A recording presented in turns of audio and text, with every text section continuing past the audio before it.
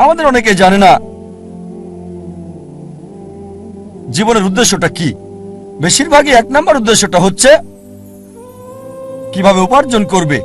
অধিকাংশ লোককে জিজ্ঞেস করবেন, তাদের সঙ্গে কথা বলে দেখবেন 1 নম্বর চেষ্টা হচ্ছে জীবিকার ব্যবস্থা করা। তারা জীবিকার ব্যাপারে বেশি সচেষ্ট, কিভাবে জীবন চালাবে। তাদের উপার্জনের উপর ভিত্তি করে জীবন ধারণ করে থাকে। তারা কি খাবে, কি পড়বে, কোথায় বাস করবে, কোন স্কুলে পড়াশোনা করবে, কোন স্নাতক ডিগ্রি নেবে, সবকিছু উপার্জনকে ঘিরেই হচ্ছে। আর এরা চিন্তা করে যে যদি বেশি টাকা উপার্জন করতে পারে তাহলে জীবনের লক্ষ্য অর্জন করে ফেলেছে। যেমন আমি যথাযথ হওয়ার উদাহরণ দিলাম। আমাদের অধিকাংশই কি করি, পাখির চোখ নিশানা না করে কি করি, আমরা শূন্যে গুলি করে দিই আর চারপাশের বিষয়গুলো টেনে আনি নিশানা ছাড়াই গুলি করে দেই। কোনো একটা বিষয়ে গ্রাজুয়েশন করি, তারপর যখন বলা হয় কেন এই কোর্স নিয়েছো তুমি, ও আমি তো ভাবিনি। তারপর বিশেষত্ব খোঁজে, আরো বেশি বিশেষত্ব খোঁজে, তারপর চেষ্টা করে যাচাই করে কেন এই কোর্স নিয়েছে। দেখবেন লোকে প্রথমে চিন্তা করে কত উপার্জন করবে, আর উপার্জনের ভিত্তিতে সে সিদ্ধান্ত নেয় কিভাবে তাদের জীবন যাপন করবে। এটা শূন্যে গুলি ছোঁড়ার মতো আর পাখির চোখে নিশানা করার চিন্তা করা। প্রথমে দেখতে হবে আমাদের কেন্দ্র কোনটা, কোনটাকে ভিত্তি করে আমাদের জীবন আবর্তিত হচ্ছে। বিভিন্ন মানুষের ভিন্ন ভিন্ন কেন্দ্র রয়েছে। কিছু লোক তারা আত্মকেন্দ্রিক, সবকিছুতে নিজেদের কথা ভাবে, পৃথিবীর অন্য মানুষকে নিয়ে কোনো মাথা ব্যথা নেই, নিজেদের নিয়ে তারা ব্যস্ত থাকে। কিভাবে জীবনযাপন করবে অন্যদের নিয়ে চিন্তা করার সময় নেই, তারা আত্মকেন্দ্রিক। কিছু লোক পরিবার কেন্দ্রিক, তাদের সারা জীবন পরিবারকে ঘিরেই কেটে যায়। তারা যে কোনো নিয়ম ভাঙতে বা গড়তে প্রস্তুত, হোক সেটা সঠিক কিংবা ভুল, পরিবারকে সুখী করতে। তাদের মূল উদ্দেশ্যটা হচ্ছে পরিবারকে খুশি করা। কেউ হয়তো পিতামাতা কেন্দ্রিক, কিছু হয়তো পরিবার কেন্দ্রিক, স্ত্রী কেন্দ্রিক বা স্বামী কেন্দ্রিক, কেউ হয়তো সন্তান কেন্দ্রিক। দেখবেন কিছু লোক পিতামাতাকে খুশি করার জন্য যে কোনো কিছু করতে পারে। তাদের জীবনের সব নিয়ম কানুন পিতামাতার পছন্দ অপছন্দের ভিত্তিতে হয়। আল্লাহ কোরআনে বলেছেন সূরা লুকমান অধ্যায় 31 আয়াত 14 যে আমি মানুষকে নির্দেশ দিয়েছি পিতামাতার সাথে সদ্ব্যবহার করতে। অনেক কষ্ট সহ্য করে মাতাকে গর্ভে ধারণ করেছে, অনেক কষ্ট সহ্য করে তাকে জন্ম দিয়েছে। ঠিক তারপরে আয়াত সূরা লুকমান অধ্যায় 31 আয়াত 15 বলছে যদি তোমার পিতামাতা চেষ্টা করে, জিহাদ করে, চেষ্টা আর সংগ্রাম করে তোমাকে বাধ্য করে আল্লাহ সুবহানাহু ওয়া তাআলা ছাড়া অন্য কারো ইবাদত করতে, যে বিষয়ে তোমার কোনো জ্ঞান নেই, তাদের মানবে না, তবে তাদের সাথে থাকো ভালোবাসা আর মমতা দিয়ে। তার মানে আমাদের স্রষ্টা বলেছেন পিতামাতাকে ভালোবাসতে, মানতে হবে, কিন্তু স্রষ্টার বিরুদ্ধে যেতে বললে, আল্লাহ এবং তার চূড়ান্ত নবীর বিরুদ্ধে যেতে বললে তাদের মানবে না। তারপরও তাদেরকে ভালোবাসো, সহানুভূতি দাও। সীমানা আছে। কিছু মানুষ স্বামী বা স্ত্রী কেন্দ্রিক, তারা স্ত্রীদেরকে খুশি করতে চায় বা স্বামীদেরকে খুশি করতে চায়। আর ধরেন কারো স্ত্রী খুবই দামি ডায়মন্ড নেকলেস চাইল, তার দেওয়ার সামর্থ্য নেই, সে কি করলো, ভিক্ষা করলো, ধার করলো বা চুরি করলো, আর ওই ডায়মন্ডের নেকলেসটা স্ত্রীর জন্য কিনে আনলো। তার লক্ষ্য স্ত্রীকে খুশি করা। কিছু লোক সন্তান কেন্দ্রিক, সন্তানদের খুশি করতে চায়। অনেক সময় দেখা যায় হয়তো কারো ছেলে বিদেশে গিয়ে লেখাপড়া করতে চায়, সে যে বিষয়ে ভর্তি হতে যাচ্ছে সেটা অপ্রয়োজনীয়, এটা তাকে দুনিয়াতেও সাহায্য করবে না, আখিরাতেও সাহায্য করবে না। তারপর কারণ ছেলে বিদেশে পড়তে চায়, এই লোক সম্পত্তি বন্ধক রাখে এবং ছেলেকে আমেরিকাতে পাঠায় আর বলে আমার ছেলে তো আমেরিকায় পড়ছে, যদিও তার লক্ষ্যটা হচ্ছে সে ছেলেকে আমেরিকাতে পড়াবে। আসলে উদ্দেশ্যটা কি, জীবনটা কোন কেন্দ্রিক? কিছু লোক যারা হচ্ছে সমাজকেন্দ্রিক। আমরা জানতে চাই আমাদের পরিবারের বাইরের লোকজন কি চিন্তা করে, এভাবে পুরো জীবনটা সমাজকেন্দ্রিক হয়ে যায়। কিছু লোক প্রতিবেশী কেন্দ্রিক, প্রতিবেশীর সাথে প্রতিযোগিতায় লিপ্ত। একটা গল্প মনে পড়ে গেল।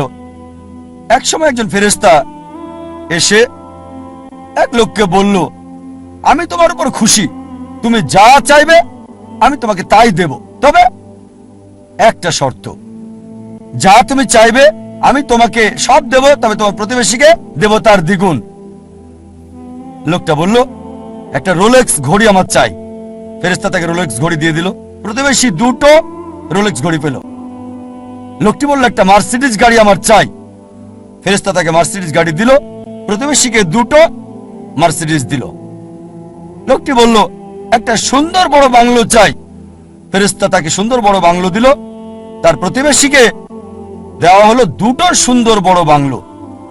লোকটি পরে বলল, দয়া করে আমার শেষ ইচ্ছাটা তুমি পূরণ করে দাও। কি সেটা? আমার একটা চোখ তুমি নষ্ট করে দাও, যাতে কিছু আমি চোখে না দেখতে পাই।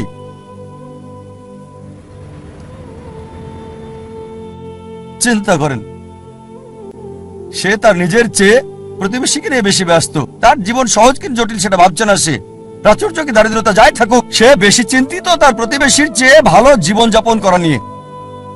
এ কারণেই সে ফেরেশতাকে বলল, আমার একটা চোখ নষ্ট করে দাও, যাতে প্রতিবেশীর দুটো চোখই নষ্ট হয়ে যায়।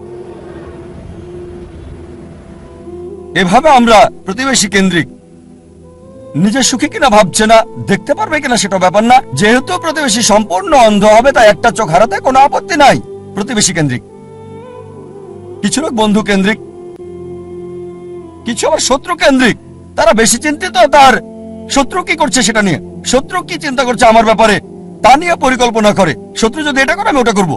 সব সময় সারা জীবন চিন্তা করে এভাবে শত্রুরা কি করছে। এটা আপনি পাবেন বিভিন্ন ক্ষেত্রে। ব্যবসায়ী চিন্তা করছে তার শত্রুর ব্যাপারে, ছাত্র চিন্তা করছে শত্রুর ব্যাপারে। তারা যা চিন্তা করে তার প্রতিরোধ চিন্তা করে। শত্রু যা চিন্তা করছে তার প্রতিরোধমূলক চিন্তা। বেশিরভাগ সময় তারা কাটায় শত্রুর মোকাবেলার চিন্তা করে। তাদেরকে একটা সুন্দর শান্তির উপদেশ দিতে চাই, যা আমি অনুসরণ করি। যদি কেউ আপনার দিকে পাথর ছুঁড়ে মারে, নিজেকে এতটা উঁচুতে নিয়ে যান যাতে পাথর আপনাকে ছুঁতে না পারে। কেউ আপনার দিকে ঢিল ছুঁড়ে মারলে নিজেকে এমন উঁচুতে নিয়ে যান যাতে পাথর আসতে না পারে। তাহলে প্রতিযোগিতার প্রশ্ন আসবে কি করে? আপনার বিরুদ্ধে শত্রুর পরিকল্পনার সুযোগ আসবে কি করে? আরেকটা উপদেশ, যদি কেউ ইট ছুঁড়ে মারে আপনার দিকে, এই ইট দিয়ে ঘর তৈরি করেন আপনি। স্কুলে শিখতাম মার্শাল আর্ট, কেরাতি, জুডো। যদি বড় কেউ আপনাকে ধাক্কা দেয়, কি করতে হবে? সাইড স্টেপ নিতে হবে, তার শক্তি কাজে লাগিয়ে তাকে ফেলতে হবে, তার শক্তির ব্যবহার।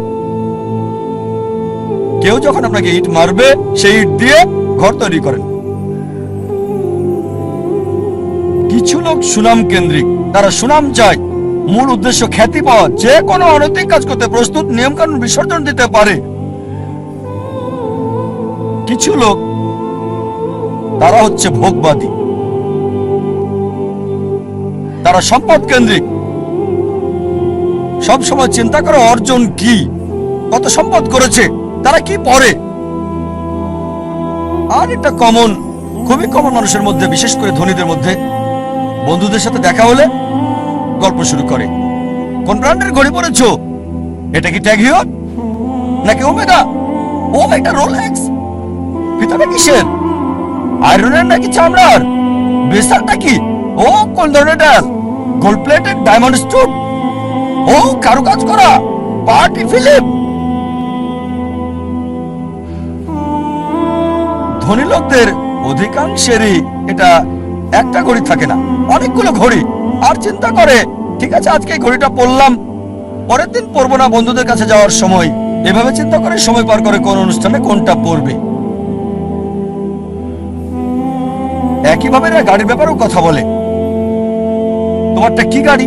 বিএমডব্লিউ, মার্সিডিজ, মার্সি, Rolls Royce, Maybach, Bentley, designer.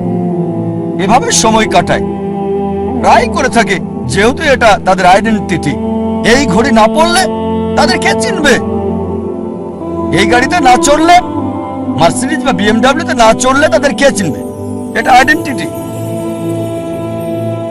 বড় শহরগুলোতে দেখবেন লোকদের কমন চিত্র। ধনী লোকদের দেখবেন তারা কথা বলে, আপনার ঘড়ি কি, কোন শিপের মালিক, উঁচু লেভেলে কোন জেটের মালিক, আমার ব্যক্তিগত জেট আছে, কতগুলো ইঞ্জিন। লোকজন হয়তো ভাববে আমি কিভাবে এসব খুঁটিনাটি জানি ঘড়ির ব্র্যান্ডের ব্যাপারেও।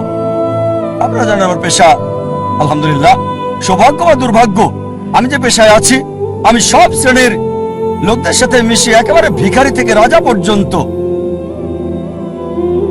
আল্লাহ আমাকে দয়া করেছেন, ভালো অথবা মন্দ আমি চারপাশের লোকদের সাথে মিশি, ভিখারি থেকে রাজা পর্যন্ত। আর যে সুযোগটা আমি পাই কোন বস্তুবাদীর সাথে যখনই কথা বলি, আমি চেষ্টা করি দাওয়াত দেই, তাদের বলি তোমার ঘড়ির দাম হয়তো $1000 বা $10,000 অথবা $1,00,000, আমার ঘড়ি আমি যেটা পড়ছি এই ঘড়িটার দাম মাত্র $1400, $30 কম। অনেক বছর ধরে ব্যবহার করছি, ভালো সার্ভিস দিচ্ছে, একেবারে তোমারটার মতোই। সাধারণ ঘড়ি, দাম মাত্র $1400। আলহামদুলিল্লাহ, আল্লাহ দয়া করেছেন, আমি যেগুলো নাম বললাম অধিকাংশ ব্র্যান্ডই উপহার পেয়েছি, সবগুলো ব্র্যান্ডই উপহার পেয়েছি। এই সবগুলো ওমেগা, রোলেক্স অনেক পেয়েছি। আর আমি নবী মুহাম্মদ সাল্লাল্লাহু আলাইহি ওয়াসাল্লামের পথ অনুসরণ করেছি। আমি অন্য দায়ীদের দিয়ে দেই, আমার স্টাফদের দিয়ে দেই, যাতে করে আমি খুতুয়াতুশ শয়তান থেকে দূরে থাকতে পারি। অনেক সময় অনেক উপলক্ষে আমাকে নিমন্ত্রণকারীরা তাদের ব্যক্তিগত জেট প্লেন আমার জন্য পাঠায়, ব্যক্তিগত জেট প্লেন আমাকে নিয়ে যাওয়ার জন্য তারা পাঠিয়ে দেয়। এমন অনেকবারই হয়েছে। চিন্তা করেন, জেট প্লেনের খরচ শুধুমাত্র একজন মানুষের জন্য, পাইলটদের পেমেন্ট, এয়ার হোস্টেসের পেমেন্ট, এয়ারপোর্টের ভাড়ার খরচ। তাই আমি তাকে বললাম এটা সবচেয়ে ভালো হয় যদি একটা ইকোনমিক ক্লাস টিকিট পাঠান। আলহামদুলিল্লাহ, আল্লাহ আমাকে দয়া করেছেন, আমার পরিবারকে রহমত করেছেন, মাশাআল্লাহ। এই সব গাড়ি কিনতে পারবো, ফার্স্ট ক্লাসে ভ্রমণ করতে পারি, আলহামদুলিল্লাহ। কিন্তু আমি একজন দায়ী, তাই আমি তাকে বললাম এত টাকা খরচ করার চেয়ে বরং একটা ইকোনমিক ক্লাস টিকিট পাঠিয়ে দেন, চলে আসব, বাকি টাকা অন্য কোথাও দান করে দেবেন আল্লাহ সুবহানাহু ওয়া তাআলার পথে। আয়োজকেরও মাশাআল্লাহ নিয়ত স্বচ্ছ হওয়ায় আমাকে বললেন যে আমার জেট প্লেনে কাকে আমি আনতে পাঠাবো, আর কে উত্তম আল্লাহর পথে দায়ী ইচ্ছে। আমি তাকে বললাম ইনশাআল্লাহ আপনার নিয়ত যেহেতু সহি, ইনশাআল্লাহ আল্লাহ আপনাকে পুরস্কার দেবেন। তার নিয়ত ছিল আল্লাহর পথে দায়ীর জন্য ভালো ব্যবস্থা করা, আল্লাহ তাকে পুরস্কার দেবেন।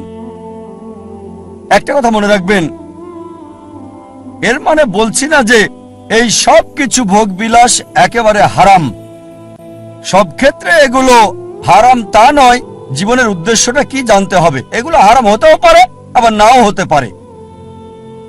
একটা উদাহরণ দিচ্ছি, মনে করেন আপনার অবস্থান ক্যাটাগরি এ তে, যাদের এসব করার সামর্থ্য নেই, এই দামি ঘড়ি, এই দামি গাড়ি, দামি বাংলো, কিন্তু যদি সে ভিক্ষা করে, যদি ধার করে, চুরি করে বা লোনে দামি ঘড়ি কেনে, দামি গাড়িতে চড়ে, এটাকে ইসরাফ বলা হয়, এটা হারাম।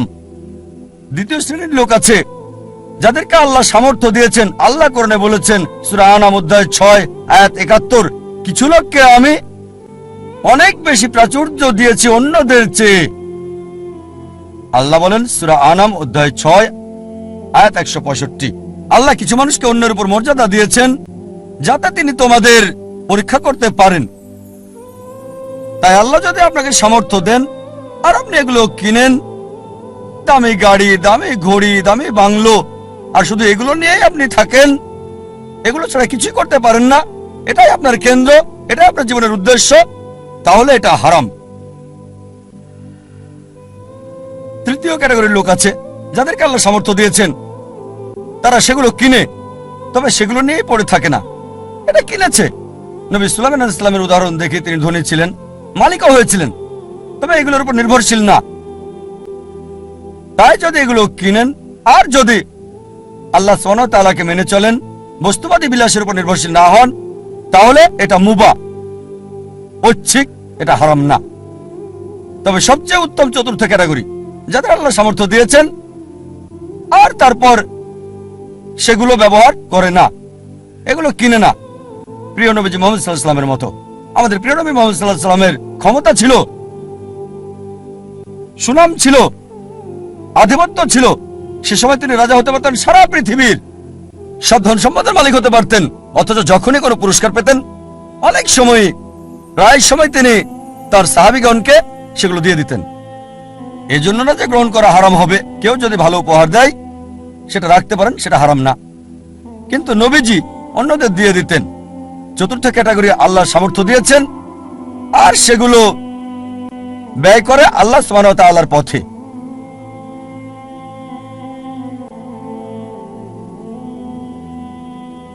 আমাদের গন্তব্য নির্ধারণ করতে হবে, আমাদের কেন্দ্র কোনটি।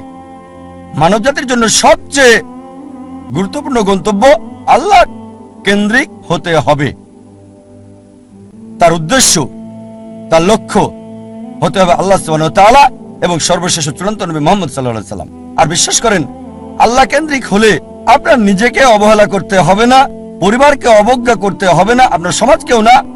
আল্লাহ কেন্দ্রিক হলে আল্লাহ বলেছেন, নিজের যত্ন নাও, রাতে ঘুমাও। আল্লাহ বলেছেন পরিবারের দেখাশোনা করতে। পিতামাতার ব্যাপারে আল্লাহ বলেছেন সূরা ইসরা অধ্যায় 17 আয়াত 23 ও 24 যে আল্লাহ নির্দেশ দিচ্ছেন তাকে ছাড়া কারো ইবাদত করবে না, পিতামাতার সাথে সদ্ব্যবহার করবে, যদি তাদের একজন বা উভয়ই বার্ধক্যপনীত হয় বিরক্তি প্রকাশ করবে না, এমনকি উফ শব্দটা করবে না। বিনীতভাবে কথা বলো, দয়ার ডানা মেলে দাও আর দোয়া করো, হে আল্লাহ তাদের অনুগ্রহ করো যেভাবে তারা আমাকে শৈশবে লালন করেছেন। তার মানে যদি আল্লাহ কেন্দ্রিক হন, পিতামাতাকে ভালোবাসতে হবে, সম্মান করতে হবে, মান্য করতে হবে। যদি তারা আল্লাহ এবং রাসূলের বিরুদ্ধে যায় সেক্ষেত্রে মানবে না, তারপরও ভালোবাসা সহানুভূতি থাকতে হবে। সূরা লুকমান অধ্যায় 31 আয়াত 14 এবং 15। যদি আল্লাহ কেন্দ্রিক হন তার মানে এই না যে স্ত্রীর খোঁজ খবর নেবেন না। একটা হাদিস আছে প্রিয় নবীজি মুহাম্মদ সাল্লাল্লাহু আলাইহি ওয়াসাল্লামের, আহমদ ইবনে হাম্বল, হাদিস নাম্বার 7396। আমাদের নবীজি মুহাম্মদ সাল্লাল্লাহু আলাইহি ওয়াসাল্লাম বলেছেন, মুমিনদের মাঝে সেই সবচেয়ে উত্তম যে তার পরিবারের সাথে ভালো, বিশেষ করে স্ত্রীর সাথে।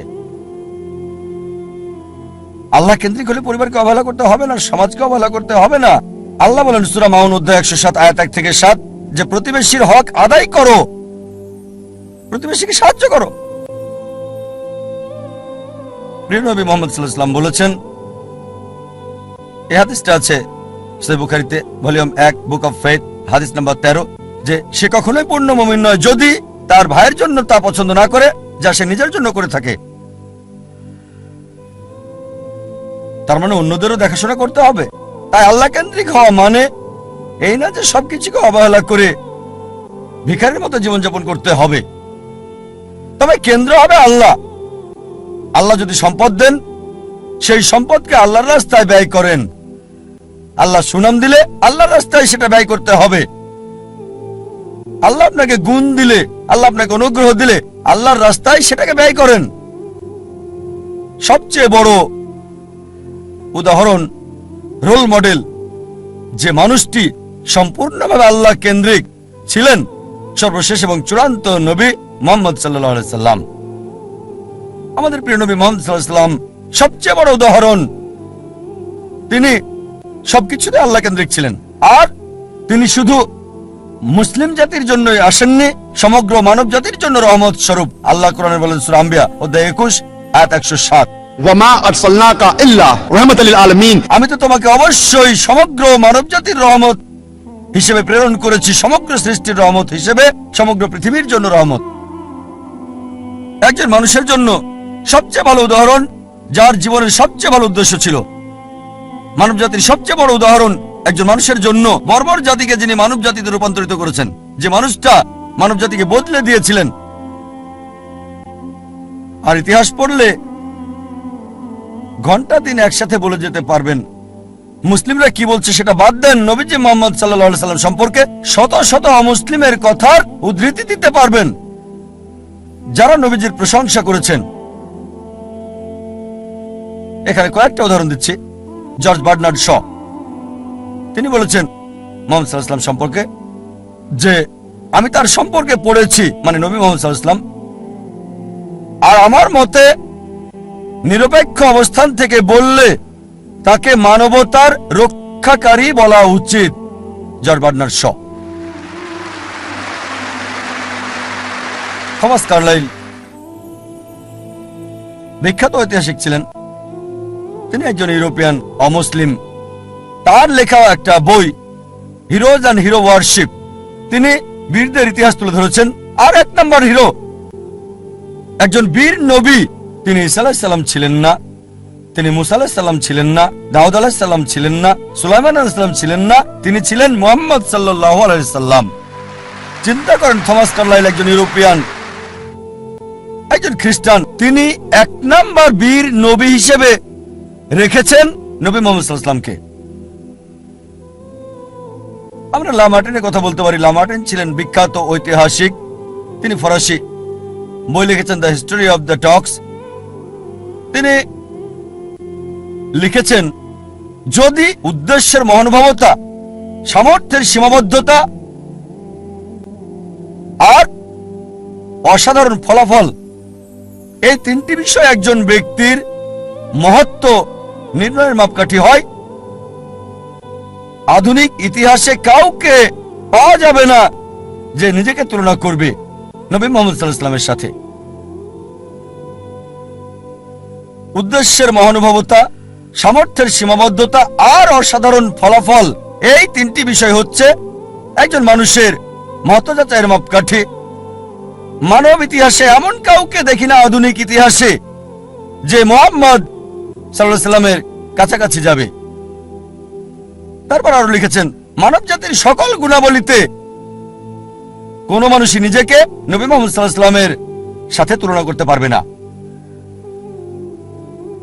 মাইকেল এইচ হার্ট, বিখ্যাত ঐতিহাসিক, একটা বই লিখেছেন, মানব ইতিহাসে সবচেয়ে প্রভাবশালী 100 ব্যক্তি আদম আলাইহিস সালাম থেকে শুরু করে বর্তমান সময় পর্যন্ত, আর এক নম্বর অবস্থানে রেখেছেন নবী মুহাম্মদ সাল্লাল্লাহু আলাইহি ওয়াসাল্লামকে।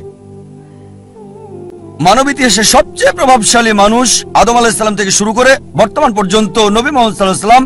আর লিখেছেন তিনি, আমার পছন্দ মুহাম্মদ সাল্লাল্লাহু আলাইহি ওয়াসাল্লামকে এক নম্বরে রাখা দেখে অনেক মানুষই এটা মানতে চাইবেন না, অনেকেই স্বীকার করতে চাইবেন না, অনেক মানুষই এটা মানতে চাইবেন না। তবে যে কারণে আমি নবী মুহাম্মদ সাল্লাল্লাহু আলাইহি ওয়াসাল্লামকে এক নম্বরে রেখেছি তা হলো তিনি ইতিহাসের একমাত্র ব্যক্তি যিনি ধর্মীয় ক্ষেত্রে সফল মানুষ ছিলেন, পাশাপাশি অন্যান্য ক্ষেত্রেও।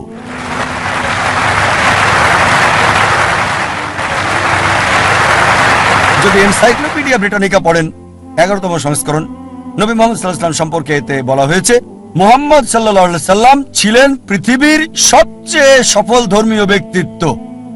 চিন্তা করেন, এনসাইক্লোপিডিয়া ব্রিটানিকা। তারা বাধ্য, আর কেউ নেই বলার মতো। তারা সত্য বলতে চেয়েছে, চেষ্টা করেছে, তাদের সত্য বলতেই হবে, কারণ আল্লাহ কোরআনে বলেছেন সূরা ইসরা অধ্যায় 17 আয়াত 81, وقل جاء الحق وزهق الباطل إن الباطل كان زهوقا। যখন সত্য মিথ্যার বিরুদ্ধে দাঁড়ায়, মিথ্যা ধ্বংস হয়ে যায়, আর মিথ্যার ধ্বংস অনিবার্য।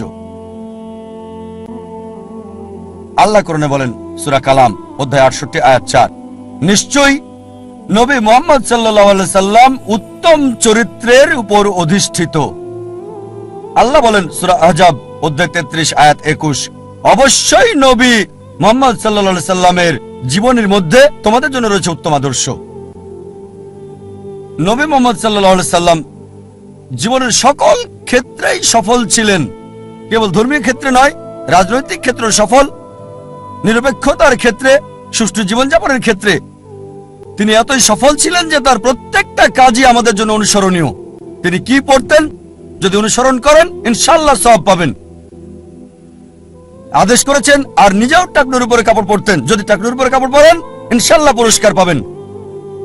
ওই ব্যক্তির মতো বিজ্ঞানী হতে চাইলে আইজাক নিউটনের লম্বা চুল সাহায্য করবে না, তার জুতা সাহায্য করবে না, কাপড় সাহায্য করবে না। কিন্তু যদি নবীজির মতো হতে চান, তিনি যা করেছেন সেগুলোর মতো, তাকে কপি করেন, আপনার কল্যাণ হবে এই পৃথিবীতে, পাশাপাশি আখিরাতেও। তিনি বলেছেন দাঁড়িয়ে রাখতে, যদি দাঁড়িয়ে রাখেন ইনশাআল্লাহ কল্যাণ হবে আপনার। নবীজি যা করেছেন জীবনের সকল ক্ষেত্রে সফল ছিলেন তিনি, সবচেয়ে উত্তম রোল মডেল সব মানুষের জন্য।